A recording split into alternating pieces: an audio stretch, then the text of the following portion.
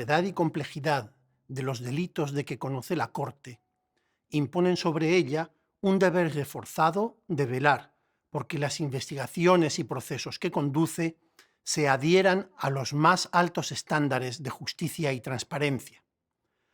Esto implica, entre otras cosas, que la Corte garantice a lo largo de todo el proceso judicial los derechos de aquellos individuos a quienes se acusa de haber cometido tales crímenes. Esta protección se aplica desde el principio de las investigaciones, por ejemplo, reconociendo una serie de derechos al sospechoso que es interrogado por el fiscal y se mantiene a lo largo de todo el procedimiento. Aquí nos centraremos en los derechos del acusado, que se aplican desde el momento en que la Sala de Cuestiones Preliminares extiende una orden de arresto o una orden de comparecencia y hasta el final del procedimiento.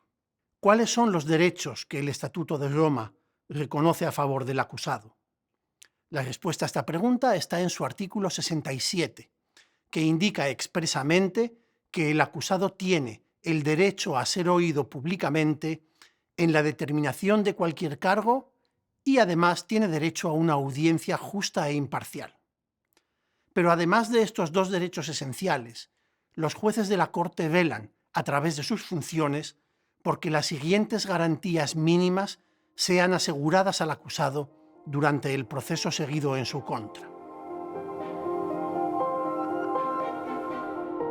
En primer lugar, que se le informe sin demora y de forma detallada, en un idioma que comprenda, sobre la naturaleza, la causa y el contenido de los cargos que se le imputan. Se le ha de garantizar, además, tiempo suficiente y medios adecuados para preparar su defensa, que puede ejercer personalmente o a través de un defensor de su elección, con quien debe tener la posibilidad de comunicarse de forma libre y confidencial.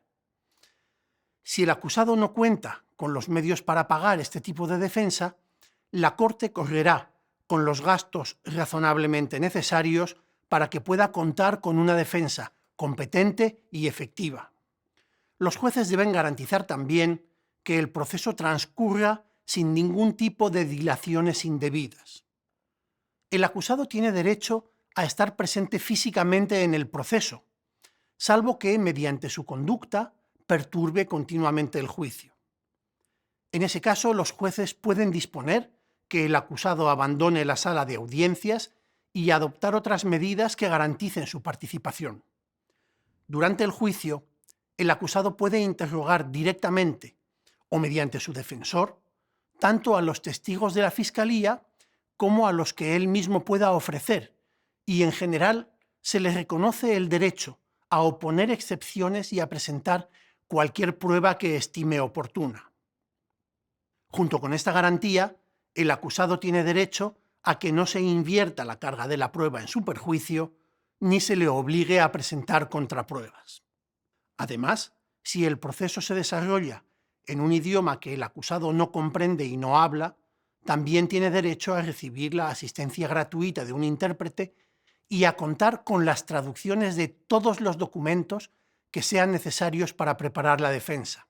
En ocasiones, la Corte ha utilizado la interpretación simultánea hasta en 4 idiomas al mismo tiempo con el fin de garantizar este derecho.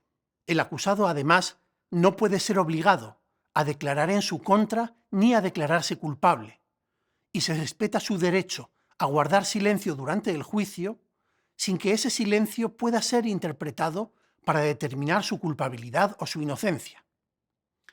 Si decide declarar en su defensa, puede hacerlo, oralmente o por escrito, sin la necesidad de prestar juramento.